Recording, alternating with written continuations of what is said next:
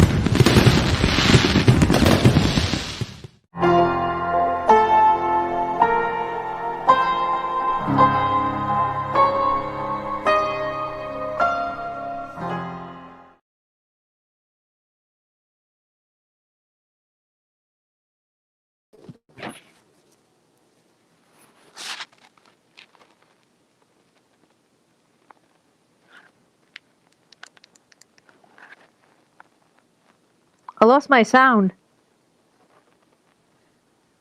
Hey guys, welcome to Hope with Jonathan. And tonight we have a very special guest tonight, very special co-host as well, Don Kirkowski. How are you doing, Don Kirkowski? Awesome tonight. How are you? I'm doing well. I'm doing well. I definitely appreciate you coming on and being my co-host tonight. Great. I appreciate it very much. Can't wait to share this lady's story. Yes. And tonight, guys, we have a very special guest, Barb Lundberg from, I believe she's from Pennsylvania. And she's got an amazing story, guys. She had a miracle gift of life of transplant. She's doing really well, and she's got a great story. I wanted to bring her on tonight and let her share about, her whole ordeal with the transplant and how she's doing and the whole process. And I know you guys are interested.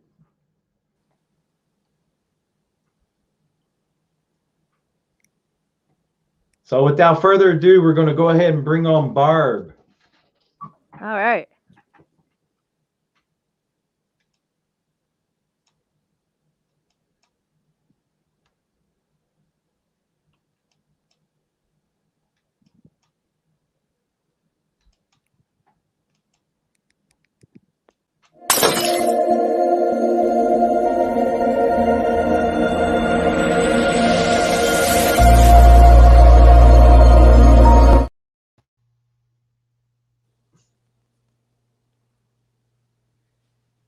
Hello.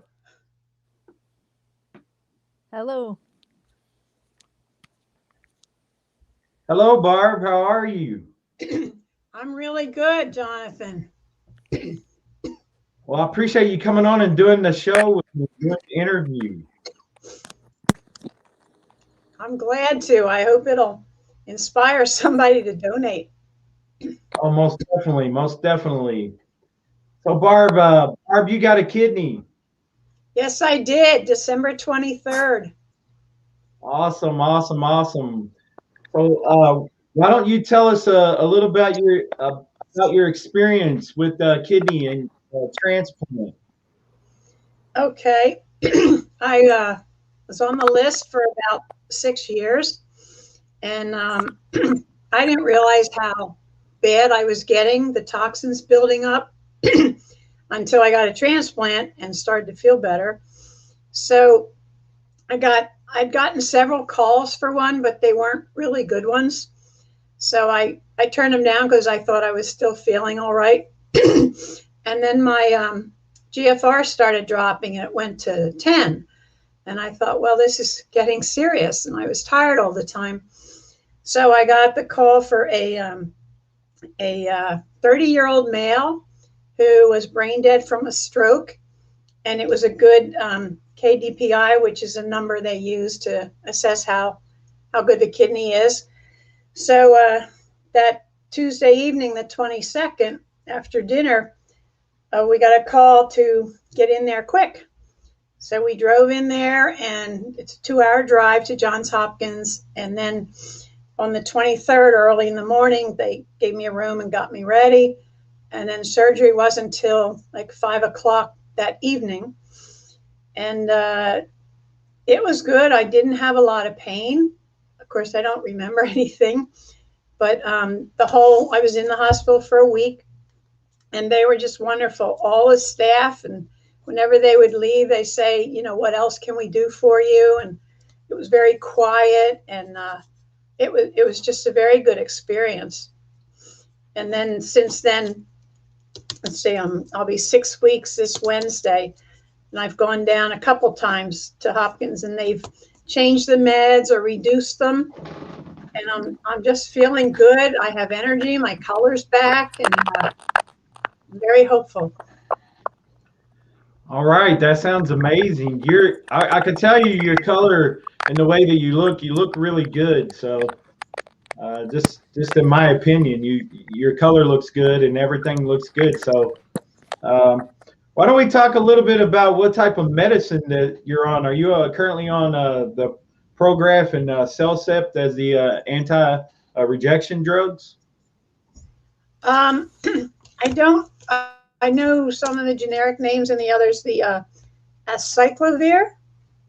Okay. And the misophenate, which Okay. I think is Cellcept. Okay. And the vitamin D, the aspirin, a couple others I don't remember. The Okay. multivitamin and the glucosamine.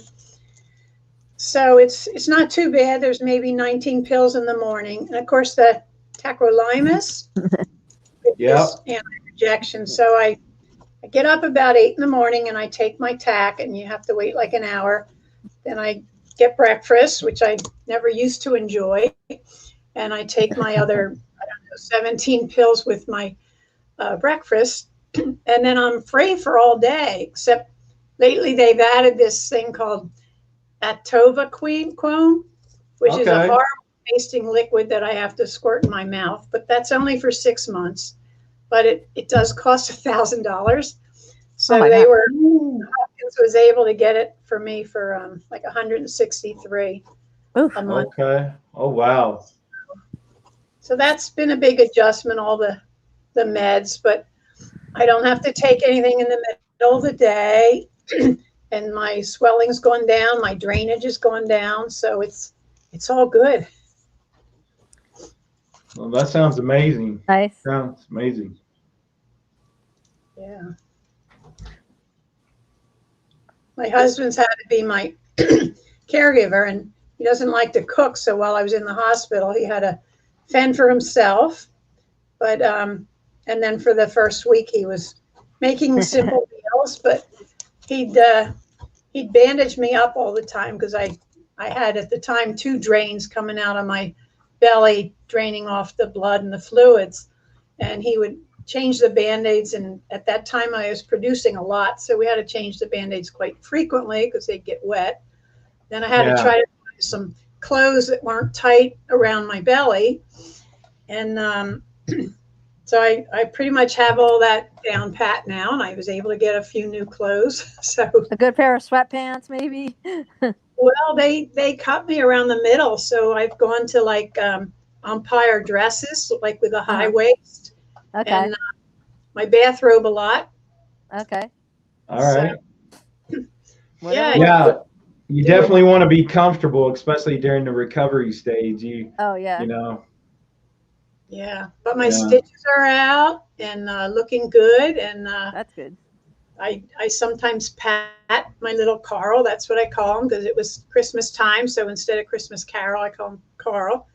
And at first when they called, I thought they said it was a female. So I was calling her Carol, but it's a male. So I call him Carl, and I really hope I can connect with the family in a few more months and that they'll write back. Yeah. So we'll it's see. kind of like on their own time.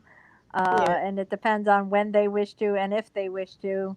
And it's just another miracle if you find out that they do contact you, through the organization you got the transplant because it starts out being somewhat anonymous. Yeah. Yeah. Hey, Barbara, where exactly did you get your transplant at? At Johns Hopkins in Baltimore. Okay. Okay. Yeah, I believe right now they're doing the COVID study on the vaccine shot. I've heard Yeah. that. Yeah. Yes. So hopefully we get a lot of good data. While we're discussing that, have you been offered the COVID vaccine? No, and I understand it shouldn't be for at least 3 months after you've been transplanted. That's right. And I also understood there's not been a lot of research on solid organs. Nope. But then I hear a lot of people who've been transplanted who are getting it. Yeah. But I got it. I started it. Did you? Jonathan got it. Yeah. Yeah, I got it only as one. well. Yeah. I'm kind of mixed about it because it sounds like you still get sick from it, and they're not really saying what it does except sort of keep you good for a few months. Yeah. I didn't have any side effects. Now I think it's going to be a case by case basis with it. Of course, we don't have a whole lot of data on it, so but we will. And John Hopkins is going to, with this study they're doing, it's going to bring forth some good data. So we definitely want to find out if it's going to build antibodies against this virus. So.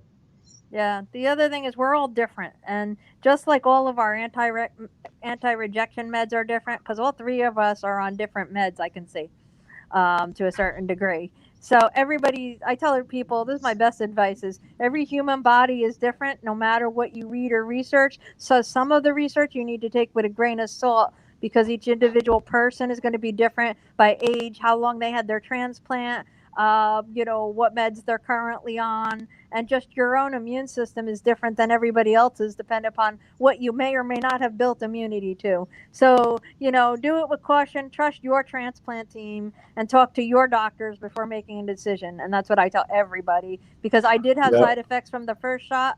So I'm looking forward to getting the second shot, and they say that might be worse.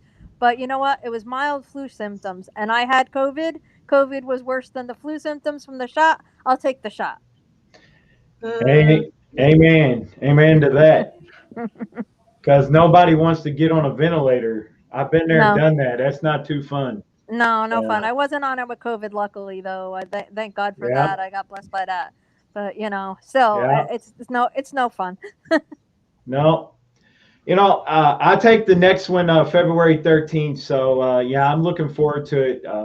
My transplant center reached out to me by text, and then by I think it was on a Saturday, and then by Monday they had called me and scheduled the appointment, and then I went in the following Saturday. So within a week I was vaccinated, and then it's been 2 weeks, so I'm nice. Still doing really well. Like I said, I haven't experienced just some minor soreness in the upper arm, some tenderness, but like I said, it's case by case basis. Talk to your doctor when you do get it about see if you can take Tylenol before it. One of the other transplant persons who's an excellent resource on here and manager of Transplant Journeys, Jen Benson, great resource to reach out to. She mentioned to me about taking Tylenol before it and during the day that you do get the shot, because it does help to relieve some of the pain. Now, I had really bad pain in my arm the first day. It was more than sore. But again, everybody's different. Right. Have a cold compress. Don't do anything strenuous. But hey, we all survived transplants and dialysis. We could get through this too. Oh, no doubt. No doubt about it. That's what I figure, we all been through a lot already, I'm sure. So now that she brought up dialysis, Barb, did you ever face dialysis? Was you on dialysis, and how long how do you feel if you are off of dialysis? Well, thankfully, I never did dialysis. Okay. But I do have a fistula that's working quite well. I've had it for 3 years now. Okay. Wow. Which I think is a really long time, but I think at the time my nephrologist thought it was more imminent than it was. So that of course needs maintenance. So every 6 months you have to go in, and then he thought there was stenosis or something, so he had to use a little dye to go in, which can hurt the kidneys. So I put that off, and then I got that, and I think in a way unclog whatever was there because it's really strong now. Right. But, I have this thing on my left arm, so I can't get blood labs drawn there. So my right arm gets used quite a lot. But yeah, I didn't have to do dialysis. I have a friend who does it, and it just sounds so horrible. It's so time consuming, and you can get infiltrated and bruised, and it's cold there. And I really feel for the people on it. Yeah, I did it for 3 years, but I did peritoneal 2.5. So neither was fun, but what could you do? I'm glad for you though that you didn't have to go through it though, because can be a lot of issues. So you got blessed twice by not having to go and do it. I know. My nephrologist kept saying he wants me to get a preemptive transplant, and I'm a little stubborn. And I kept saying, well, I feel fine, and my GFR is going down so slowly. I'm thinking, hey, I could go down to 7 or something. And I didn't realize how bad I was, that the toxins were really building up, and I was really tired. So a good one came through, and we took it. What was your kidney disease? It was from lithium. It's a med I took for 38 years to manage bipolar. And back then they didn't really keep track. They didn't really realize the side effects. So apparently a lot of people have kidney disease from that. The one day when I was in the hospital, the doctor had just done 4 transplants on 4 people who had it from lithium. Wow. Yes, I'm a mental health professional. I know about lithium. I've been a serious mental health about 13 years now, so I get it, and I understand bipolar disorder. Yeah. Anytime you want to talk, if you need to, you can reach out, Facebook me or something. I'm glad that you brought that up, because my sister is currently, I believe, on lithium as well. So that's probably something that I need to discuss with my mom, and maybe see if there's another alternative for her. There are other medications, but a lot of people have been on it so long and it has been effective. But you could talk to the doctors about changing to something else depending upon how long that she's been on it. But it's a lot more common than we think. And bipolar is actually a lot more common than we think as well. Yeah. I think I was on it so long, that was part of it. And back then I wasn't married. I didn't have good insurance, so I sort of popped around to a lot of different doctors, so that there wasn't a lot of continuity. But I'm in a bipolar support group too, and I try to warn all of them about lithium. And when I was on it, it helped me get through college, but it's kind of like I was living in a bubble. It sort of desensitizes you, and you just sort of exist, but I was able to get some things done. Yeah, those mental health meds, it's just like our kidney meds, really. Great for one thing and have a lot of side effects that need to be monitored thoroughly via blood work. And a lot of people, when they lose their insurance, they don't get to monitor either one of those things. So the same with bipolar and lithium, when you have poor insurance and you can't take care of yourself. Well, the same thing is to be, very on top of it with insurance for these meds so that you keep your transplant. So it sort of does the same thing. It's very relatable one to the other in that way. Yeah. I was concerned when they talked about having to be on prednisone, because I hear a lot of people kind of go off mentally and get agitated and all that, and plus the moon face and stuff. But I was on 10 in the hospital, and I'm on 5 now, and I don't feel any of that. So I'm thankful. You can manage 5. You can manage 5. I've been on 5 for 20 years, maybe plus, because I was on it before that to try to stabilize my kidney function when I was on dialysis. 5 is not a problem now, but staying on it can cause long-term effects and things to be wary of. I don't know if your blood sugar spiked at all being on the prednisone. Do you have diabetes as a result? Some people get it, some people don't with it. I don't right now. They were kind of talking about being pre-diabetic, and I really like my sweets. So I'm going to have to watch that. But I know in the hospital, I was getting, my glucose was high. So then I get these shots to bring it down. And it was like a yo-yo until they got it right. But I'm not on any shots now. And I guess I just have to watch That's good. You sweets. just have to watch, and it's like talk to a dietitian or something is probably what I might do if you see it go a little high, just to get some advice on how to watch them. Because I was told a little bit of everything is okay, a lot of anything is bad is basically the best advice I ever got. So It's it's hard kind of because like what I follow. my husband goes to the store and brings home cookies. Oh, mine too. Oh, mine too. Oh, you guys, I tell you, the cookies, the sweets, the ice cream. Come on. I was a former cookie monster, so there you go. There you go. But no, I wanted to tell you about. I'm currently not on any prednisone. My transplant team didn't believe in starting it unless you had already previously been on it before transplant, and I'm not on it currently. So I guess I've heard some people talk about the medicine and the side effects and different things. So I'm kind of grateful in a way that I'm not on it. That doesn't mean that I'm in the future I may not or may have to go on it for whatever reason. But right now, currently, I'm not on it. So be grateful, be happy, Jonathan. But you may be able to, Barb, talk to them about since you're so early out of transplant, doing a prednisone-free regimen, because you're not on it that long. They may be able to reduce it enough, like cut it in half and then take it away to prevent side effects later, because you're not far out. Me, they won't take off because I'm 20 years and it's totally affected my metabolism. I cannot come off it.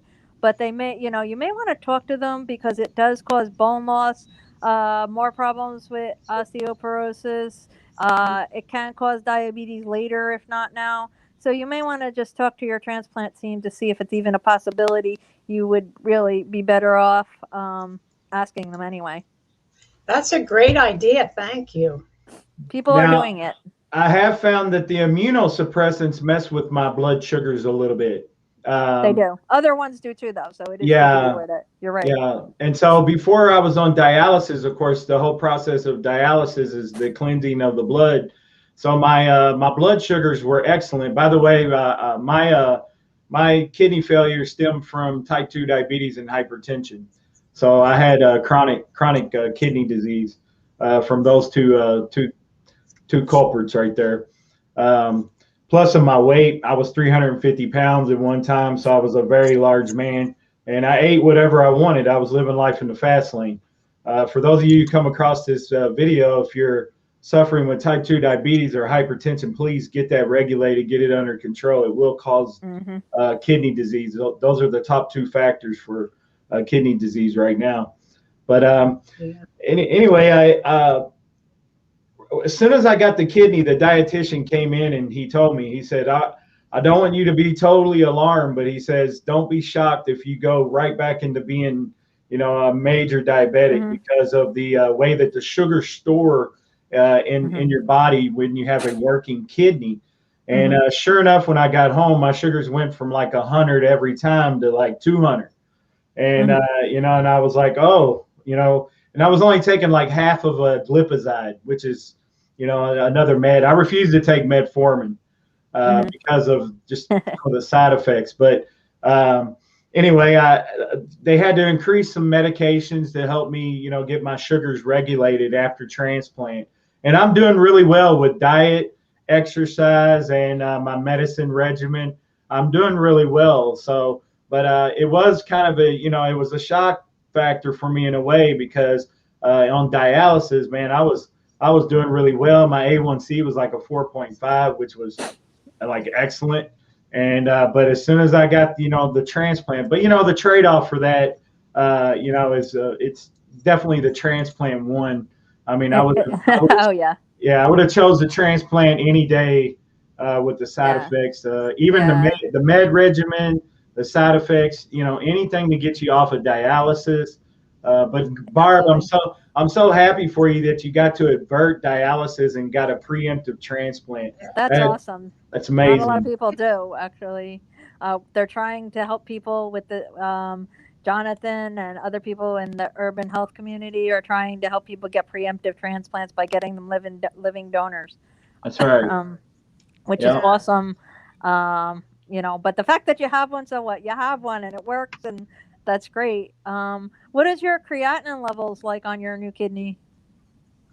Oh, let's see. I think the last one was like 2.1, Okay. All and it right. had been 4.3 or something Oh, so it's coming All down. right. before. That's You're good. coming way down. You're doing Coming really down. That's good. well. That's good. Mine floated around 2 for a little bit, and then it came down to about 1.8, and Mhm. now I'm holding steady right around the 1.3, 1.4. Mhm. I'm 5 months transplanted, so uh, because I'm holding steady there, the transplant team's not really concerned about it too much because they know every time I'm doing my blood work, and by the way, I'm on a 2-week schedule now. Um, Nice. every time I do my labs every 2 weeks, I'm just heading, holding it strong right there at like 1.3, 1.4 area. And they said that that's normal for some transplant patients.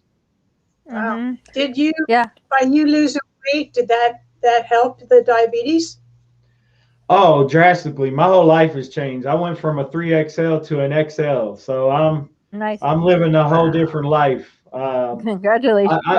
I started doing this though before I got the transplant. When I was doing home hemo with Next Stage, I was getting more treatment, so the toxins didn't have time to really build up in my body. Plus, I was following the renal diet really closely.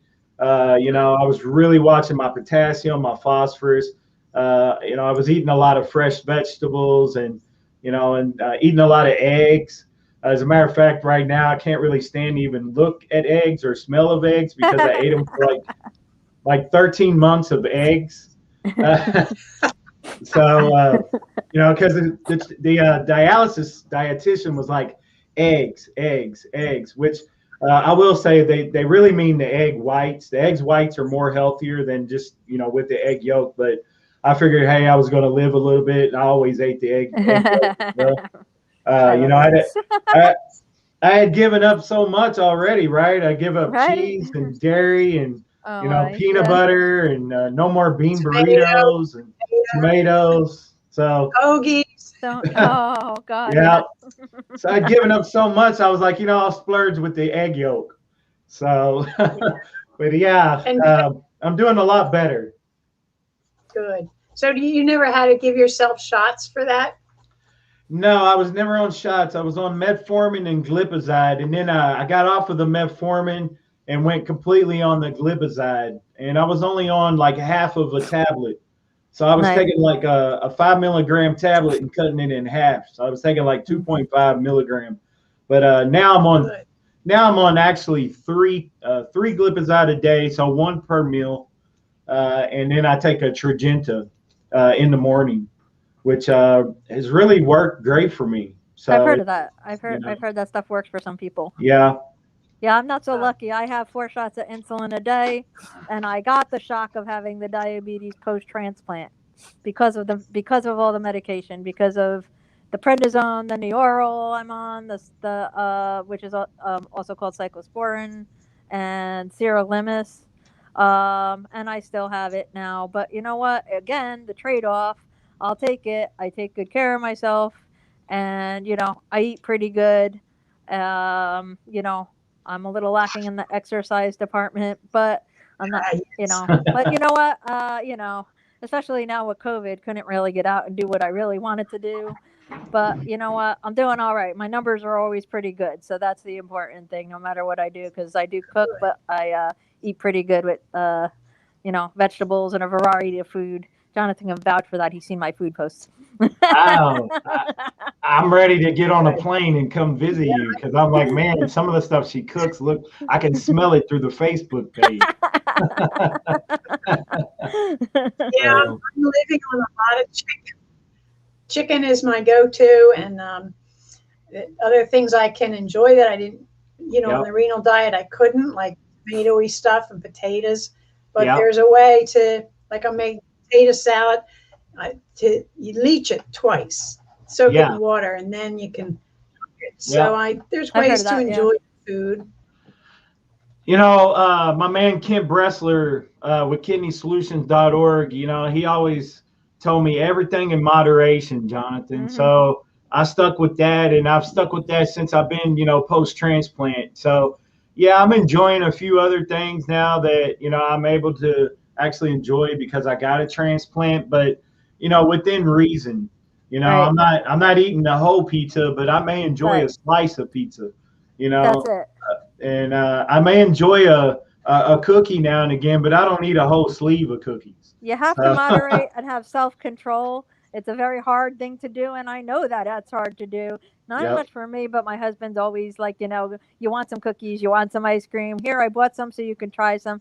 But you know what? Sometimes I go in a cookie box, I get one cookie. Seriously, I Yep. know because I know what my blood sugar is going to do and how I will feel. That's what I think. How am I going to feel Yep. if I eat 10 cookies and I realize I ain't going to feel too good afterwards? So maybe I'll have one cookie if I do. But that's hard. That's hard. I want to acknowledge to people out there Yep. that's hard. Most definitely. How about Hey, Barb. So, chocolate? if you don't mind me asking you and talking to you about kidney solutions for a little while, um, can you talk a little bit about how you were involved with Kidney Solutions and you know what they did for you and things like that? Oh, they were great. I just recently stumbled on them. I forget how, but on Facebook, and connected with Kent Bressler. And he's a wealth of knowledge, and he was so supportive.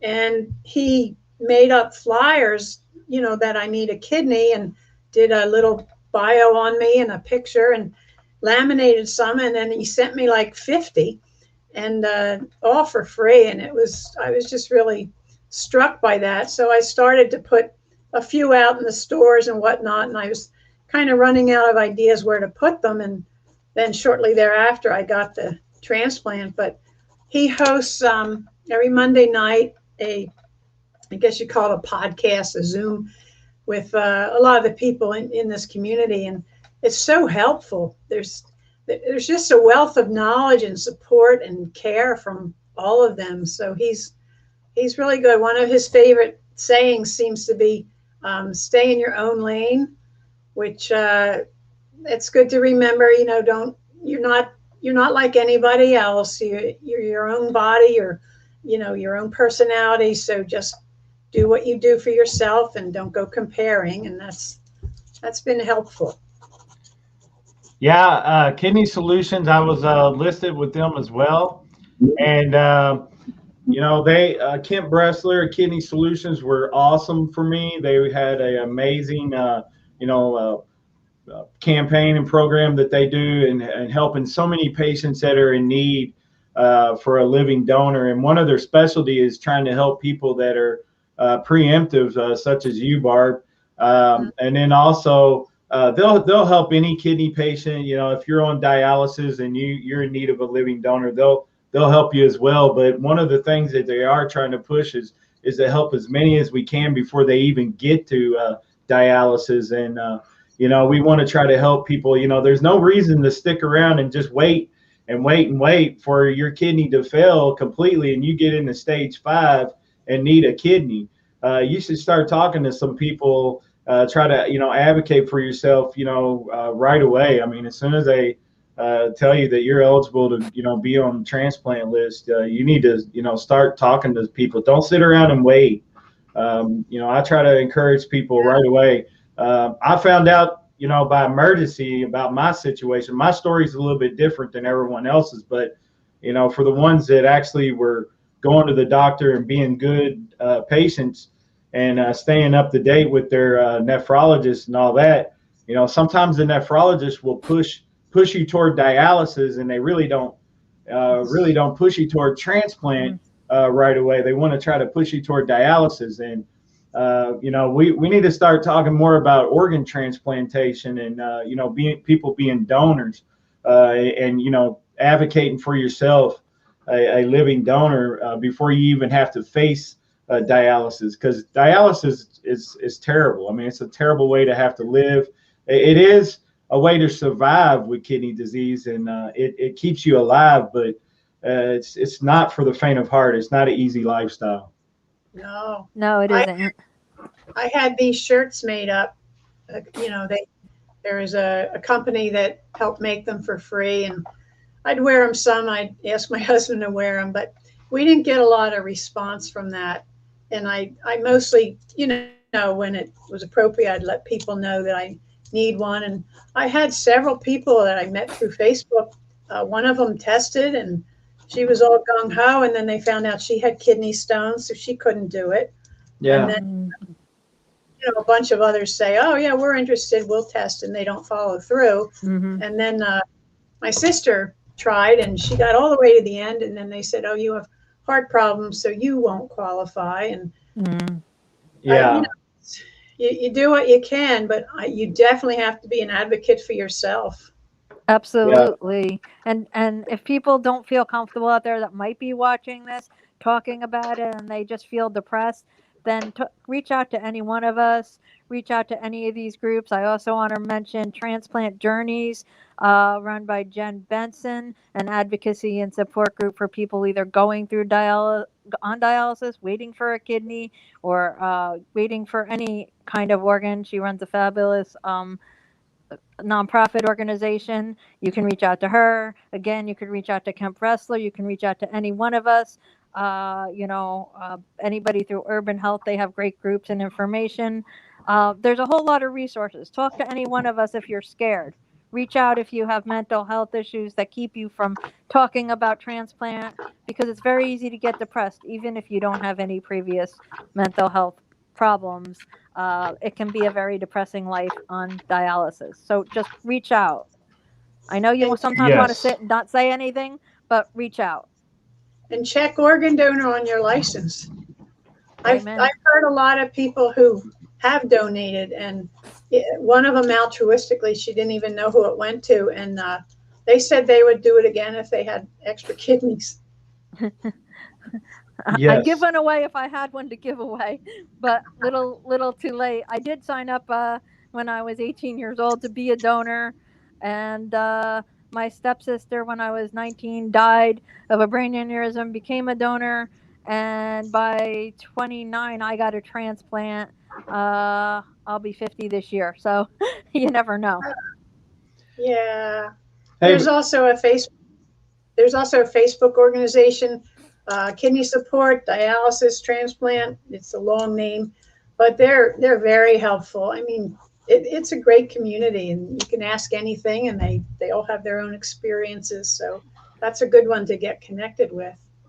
And most of the time we care. Like I'd say almost everybody that I practically met, actually I haven't met anybody that's gone through this disease that doesn't care to talk to other people. I did not have internet support because very much. Oh no, I had really bad what they call AOL, which was a very slow internet service for anybody that might remember that I years remember. ago. And that was about it, and some messenger stuff that was very, very slow. Was about my support groups, but I went to in-person support groups, which were very invaluable. And so, one way or the other, no matter how you get your support, get your support. It's Oh yeah. invaluable. It don't matter how. Support is a major factor in this. You do not want to face all this alone or by yourself. It's a major factor. And having a good caregiver, whoever it might be, if it's your husband or a friend, Oh, yeah. somebody, that's critical. Oh, for sure. And Barb, why don't you tell everyone about the call that you got and how it made you feel, and when you got the call for transplant?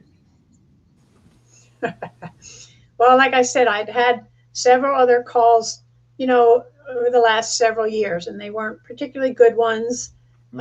Prior to Johns Hopkins, I was with another hospital, Hershey Med, that's a lot closer.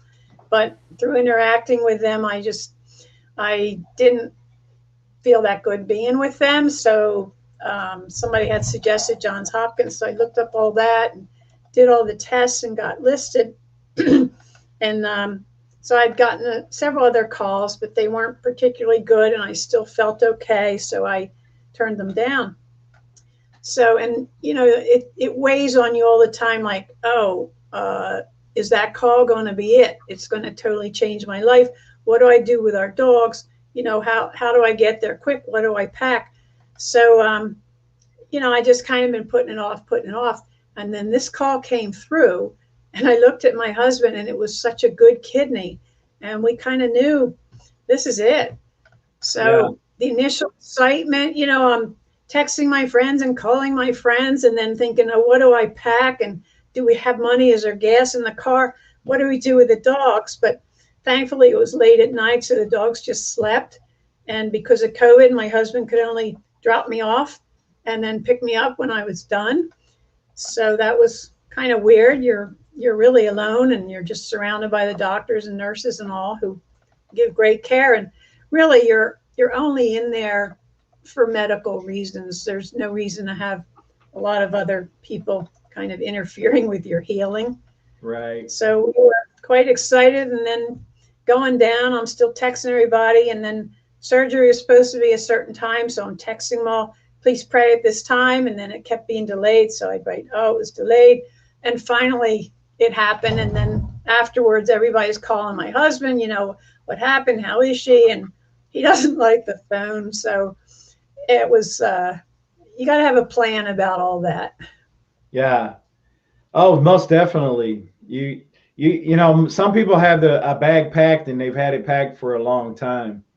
So it's just kind of sitting there waiting. That's like their transplant bag. They're ready to go, So. Yeah, but the seasons change, and you need different things. And that's true. It's almost like, I don't know, for me, it was like, do it the last minute, then I kind of know what's going on. But you have to have like your medical directives, your will.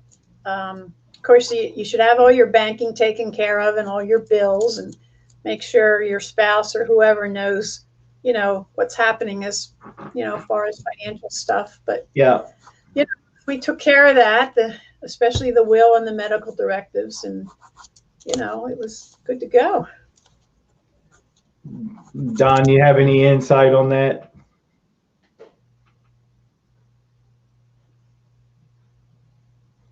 Don's having a little bit of technical difficulties, but that's okay. Yeah, oh, here you are. Okay, here I don't know what happened. I hit the mic by accident. Okay. That's okay. Yeah. So I was saying, I like what Barb said about preparing your medical directive, or letting or speaking to your husband or whoever your caregiver about, what you want and what you need, and about making medical decisions. That's very important, especially at this time during COVID, where they're not letting people into the hospitals. It's so important that people know what you want, and to once again advocate for yourself, but let somebody else important know what you want in case something does happen to you, because they can't go in and be there with you. So it's so important to do that. So I think that's great information to be prepared. You know what? If you bring in your clothes, if you don't bring in your clothes, I mean, even if they don't let somebody in the room, somebody can technically drop off your clothes, but you need to have those medical things and your financial things, in order in case something happens. The most important stuff. Oh, most definitely. Most definitely. Yeah. Hey guys, we've had a lot of people watching. We've had some good comments. Jen Benson, hello, Jen Benson. Hi, Jen. Thanks for watching. Gene Syme, Kyle Hawkridge with Kidney Warrior merch. Wills Porter, what's up, Wills Porter? Alexis Garcia, hello, how are you doing? I appreciate you watching. And Linda Demby, Linda, what's going on? I love you, Linda. She's part of the Kidney Solutions clan, so nice. I love Linda. She's great. She comes on the support group, and she's part of our group. So she's a great inspiration to our group. And so we're believing for you, Linda. We pray that you're going to get your gift of life soon. Hope you get it soon. Really. Yeah. Oh, she's asking what should you pack, Barb? Well, the most important thing is a extra long phone cell charger cord. Oh yeah, that's a great idea. That's a great idea. Okay. Some other things are step-in slippers. You don't really need clothes because you're going to live in the gowns that they give you. But I also Yep. brought a lightweight bathrobe because it's just nicer to have some of your own stuff. And sometimes to have some kind of face or hand lotion because it can get dry in there. But really, you don't need much. It'd be nice to have loose fitting clothes to come home in. My Yep. feet were so swollen coming home. I had to Yeah. come out of the Oh hospital yeah. barefoot. Oh because yeah. I couldn't Bring fit an in. extra pair of slippers in a size that's too big is what I would say, because your feet may be swollen for a little Yes. while. So bring your Yep. size if you want to, your regular ones, and get yourself or borrow a pair of extra large slippers. Because let me tell you, I lived in those. I borrowed them from my stepmother at the time. Her feet were way bigger than mine, but they fit me at the time.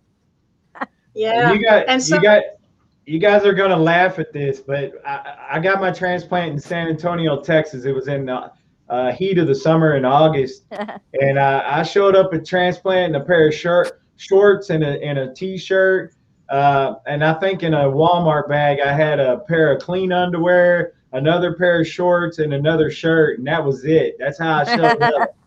And like she said, though, like Barb said, you're pretty much living in the gown, so you're Yeah. not gonna be changing clothes every day. You just need something comfortable to put on when you're getting ready to go home. That I would say that's the most important. Articles of clothing is something more. I would say with an elastic waistband. You don't want, Definitely. yeah, you don't want anything tight or restricted. Some comfortable shoes, comfortable shirt. You may even want to buy something that's not so form fitting, something kind of baggy. Wear your baggy like a clothes. Yeah, Wear your indoor, hanging around the house clothes that are baggy and you don't want anybody to see. Yeah, wear those clothes because they'll fit after transplant yeah, for a little bit, and they'll be nice and loose. It's okay. yeah. I it's mean, it's nice. You don't really need underwear for a few weeks. That's right. yeah, Somebody, somebody had said to get granny pants because they're extra big. Somebody had given me a really nice, small, warm, cuddly blanket from Blanky Graham, and that's my go-to. I mean, I'd have it on the bed, and I even use it a lot here. It's just really nice to bring in a small blanket, and sometimes your own pillow is good. But one thing I'm glad I brought was my electric toothbrush, because otherwise they give you that little brush and the little, toothpaste, and it Yeah. doesn't really do much. I always bring my own toothbrush to go to the hospitals, and a few creature comforts. I like my own pillow because the pillows are not great, and I bring my own box of Kleenex and sometimes a roll of toilet paper because their stuff is like cardboard, just in case those medications make me run to the bathroom. But hey, that's my thing. Everybody's got their thing. But yeah, if you need to bring a few toiletries or personal things, you know what? Go ahead and do it. Nobody's gonna, say yeah, nothing if you do. Don't worry about how you look coming out of the hospital. God, you just were transplanted. You know what? You look fabulous afterwards yeah. because you It's know what? You just got the gift of life. Some people worry, yeah, what should I wear? What should I bring? Don't worry about all of that. You just got the greatest damn gift in the world. Excuse my French. yeah. That's okay. Yeah, it's not a fashion show. You're just going in and getting your kidney, your You're miracle getting gift your of life life. back. Exactly, and you can fix yourself up for in the next couple of weeks, which you'll be doing a lot of recuperating when you get home. So you're not going to be going anywhere, especially during the COVID anyway. Yeah. So You unless can you've practice your new looks at home, yeah, and maybe you do give yourself a makeover if you want one while you're home recovering, because you know what? Now you're a new you. Now you're a brand new, fabulous you. there you go. That's So when true. this is over, you go do that. Yeah, I did do a lot of sleeping when I came home, and that's There part you of the go. healing and Oh trying to yeah, get out and walk and trying to get together, just walk around the block. But that was that was a little difficult. But oh yeah, people Oh, would yeah. say, look, go easy on yourself. You just had major surgery. Absolutely. And I'm thinking, I guess I minimized it, but to me, it's like, okay, you go in the hospital for something else, but this was major. I mean, it's altered my body. I've got another body part in me. So I kind of accepted I need a little more time, and I have to be patient and go slow. Yeah, go slow, take your time, because prior to getting the transplant, I was walking like 3 miles a day. And when I got out of transplant and I got home the first week, I thought, I think I might try to go for a walk. And I could barely walk down to the garbage can. I live in an apartment complex, so I got down to the garbage can, which was probably, I don't know, maybe 100 feet from my apartment. And I got down there and I realized, I said, you know what, I'm not going to make it on this walk. I got to go back.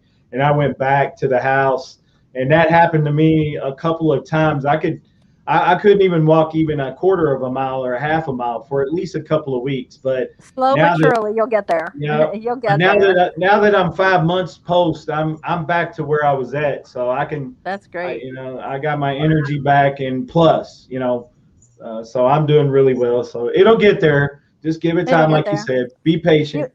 I was told this by one of the doctors later on, that you heal faster on the outside than you do on the inside with anything. So your stitches might come out, but in the beginning, if you're still sore, if it still hurts, you'll feel it because your inside is still healing, because they had to put that in there pretty firmly, and they had to connect some other parts to get it to stay the way it's supposed to stay. So if you think about it, those parts are still healing. The muscle is still healing. The tissue is still healing. You may not be able to see it, and it's going to look fabulous. Shortly after you get the stitches out, it's going to heal all nice. But you got to give yourself time, because the inside is still healing, and that made the most sense for me. We don't heal from the outside in; we heal from the inside out. So that's why they say be slow. That's a good point. There's a couple videos I posted on my page about kidney operation. And there's a few with a real life kidney, and they go in with the, I don't know what they're called. They pull apart the muscle. They make like a deep pocket, and then they put the kidney in there, and then they attach the urethra, the artery, the other thing. And if it works right away and starts squirting urine, that's great. Then they sew you all up, and there's like multiple layers that they have to cut through and then stitch. Yeah, think about that. Fascinating. It's amazing. It's absolutely amazing that they can do that for all of us, no matter where we got our kidneys from, living or deceased. It's absolutely amazing, the science that it takes to do that. So when you think about that, yes, it hurts. And I saw somebody post, it's sad because I'm a walker.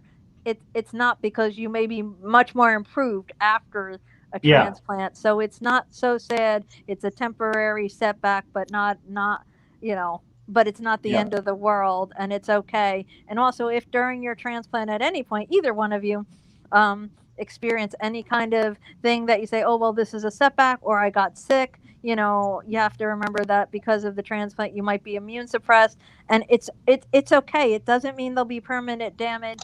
It doesn't mean your kidneys damaged. It means follow up with your transplant team, be proactive, because sometimes as transplant patients, we get setbacks or we get sick, and we may not get better as faster. It is not the end. We have to be proactive. We just have to do what we need to do to get better. And I say it because both of you are a lot newer on that than I am. And it's just, you know what? It's okay. If creatinine jumps a little, you talk to your doctor. Again, not the end of things. It jumps for different reasons. It jumps if you get a fever. It jumps if you get under stress. It jumps for some people, especially men, if they're exercising a lot.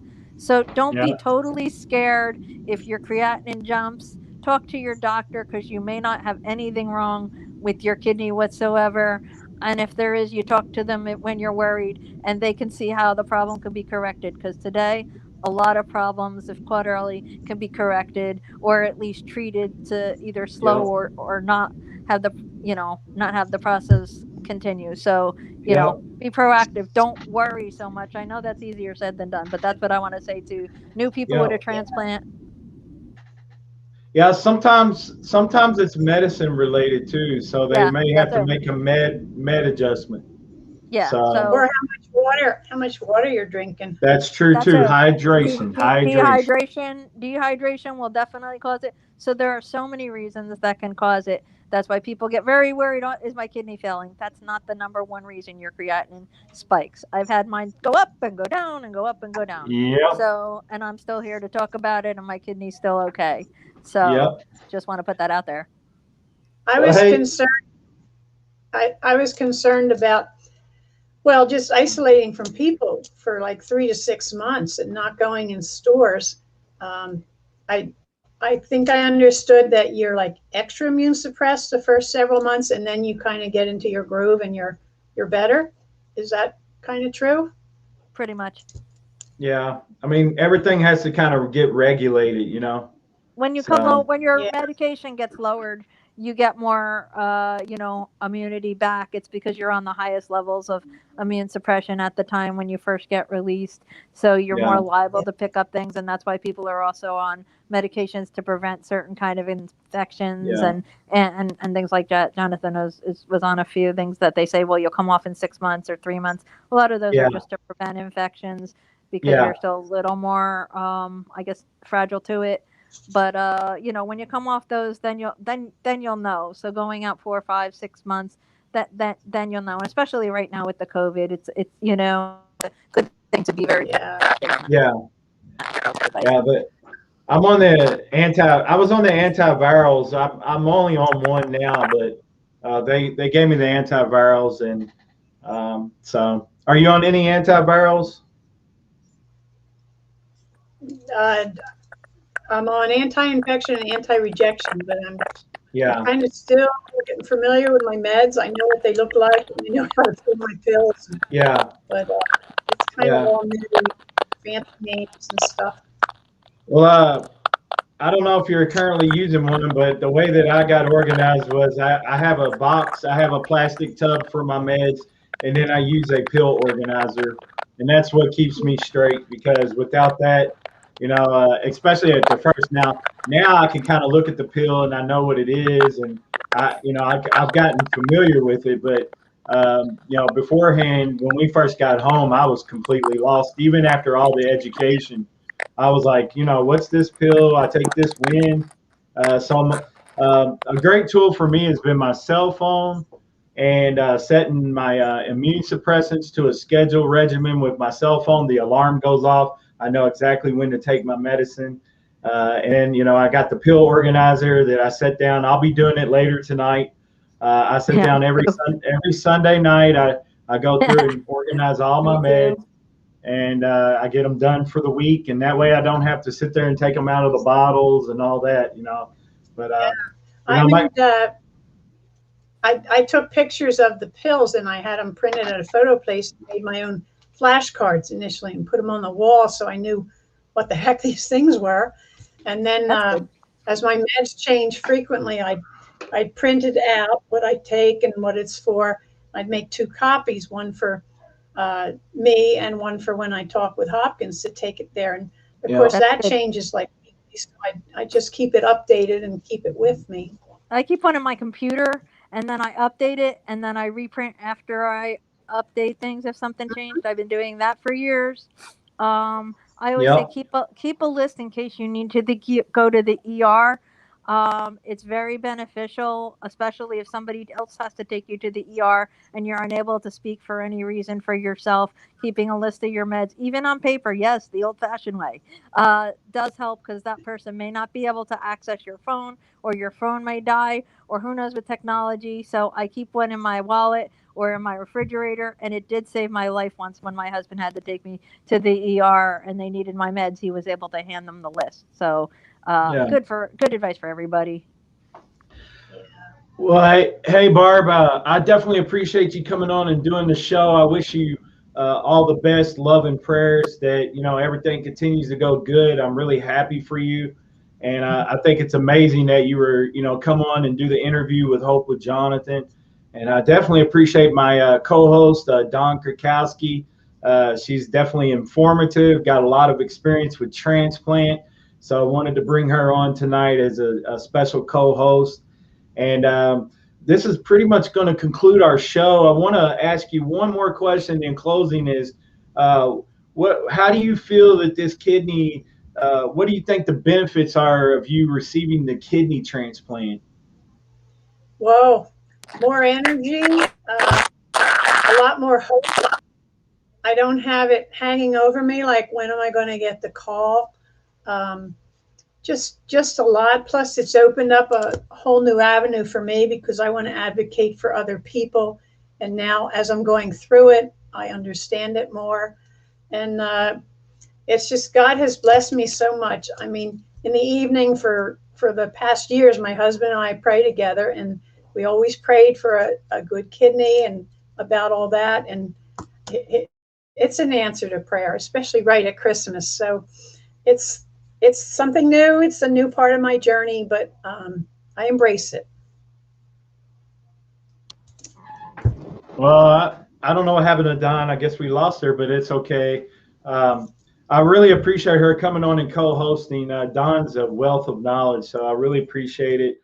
And I appreciate you doing the interview. Like I said, we wish you nothing but a positive, a great experience with transplant, and many prayers that everything continues to go well for you. I'm really happy for you.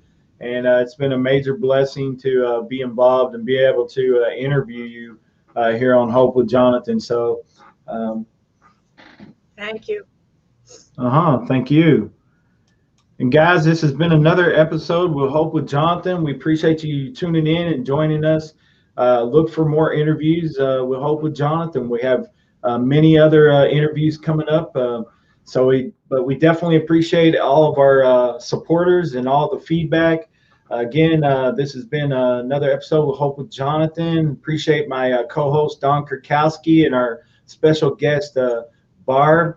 And guys, for any more information, if you want to keep up with what Barb's doing, down on the ticker below, Barb Got a Kidney on Facebook. She has her own Facebook page that she was using. And Don's coming back in, so we'll bring her back on. And so, hey, Don. Hi, sorry, lost you for a second. That's okay. That's not a problem. We were just about ready to close out the show. Anything you want to say or add? Well, first I want to say congratulations again to Barb, and I'm so happy for you that you got your transplant. And if you like, please keep in touch with any of us, with Jonathan, with myself through via Facebook or anything. We'll be glad to continue to be supportive. And I think that it's awesome. And I want to say one of the big things is continue to advocate for yourself, continue to be proactive. And if you have to, even if you get a doctor that says, hey, do this, how your body's feeling. So if there's some treatment or something that they tell you to do in the future, you look at it, do your own research, be proactive. And it's okay to question treatment. It's okay to question your treatment providers, because how your body's feeling, so that you can get the right treatment. They may be your medical providers, and I'm not saying to go against their instructions, not at all, but definitely it's okay to ask them questions and be assertive about things. I found that has helped me over the course of over 20 years with renal disease, that it is okay to question your providers and be assertive, because you are important, and you want to do everything you can for the life of this kidney and yourself. I'm just so thrilled to be part of it. Like, James Myers was the initial one who got my page started. So he's a great help. And then Jeffrey and Jared Brown, the twins, have been very helpful, and they've been posting for me. And then Steve, of course, is great. He's a new author. And Kent and Jonathan and Dawn and all the others. It's just a wonderful group of people. Absolutely. Awesome people. Yep. And they're there for you. We're all there for you. We're all kidney warriors. And really, it's an awesome, incredible group. Yeah. Well, I appreciate you, Barb, and it's just a little bit of a payback for everything that's was done for me. I had so many people help me as well, and advocate for me and do stories with me and interview me, and so I thought I would pay it forward, so to speak, by doing what I'm doing. It's just a small part. We need so many more and so much more awareness for kidney disease and organ donation. But again, guys, I really appreciate it. Appreciate my co-host, Don Kirkowski. I appreciate you, Barb, for coming on. You're doing an awesome job, Jonathan. Thank you so much, Don. I appreciate you. And Again, guys, this has been another episode of Hope with Jonathan. You guys tune in for the next couple of episodes. I got some great interviews coming up. Y'all take care. God bless. Thank you.